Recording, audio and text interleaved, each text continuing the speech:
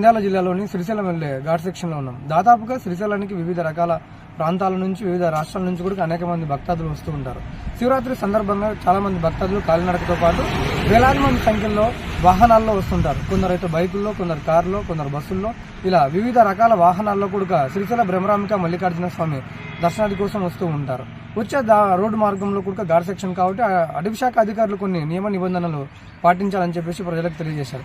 అవి ఒకసారి చూసుకున్నట్లయితే ఇక్కడ ఉన్నటువంటి చెత్త మరియు ప్లాస్టిక్లు వేయరాదు, అదేవిధంగా ధూమపానం చేయరాదు, మద్యం సేవించి వాహనం నడపరాదు. దాదాపుగా వీళ్ళకన్నిటి కూడా చెత్త మరియు ప్లాస్టిక్ వేసినట్లయితే 1000 రూపాయలు, ధూమపానం చేయరాదు, మద్యం సేవించరాదు అని చెప్పేసి, ఒకవేళ అడవిలో ఎవరైనా సరే మద్యం సేవించినట్లయితే ఫారెస్ట్ అధికారులు చూసినట్లయితే వాళ్ళకు 1000 రూపాయల జరిమానా ఉంటుంది.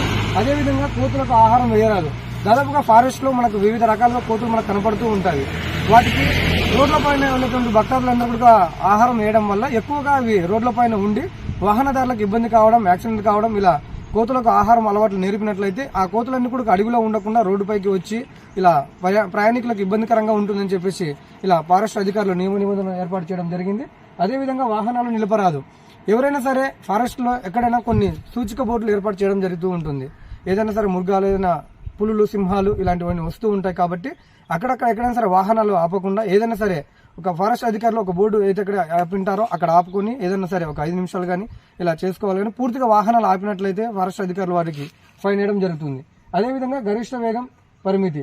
దాదాపుగా ఫారెస్ట్ లో ఎక్కువ ప్రశాంతమైన వాతావరణం ఉంటుంది కాబట్టి చాలా మంది యువకులు బైక్లు వేసుకొని, కార్లు వేసుకొని ఇలా జల్సాలకు అలవాటు పడినటువంటి చాలా మంది కూడా వాహనాలను ఎక్కువ వేగంతో వెళ్తూ ఉంటారు.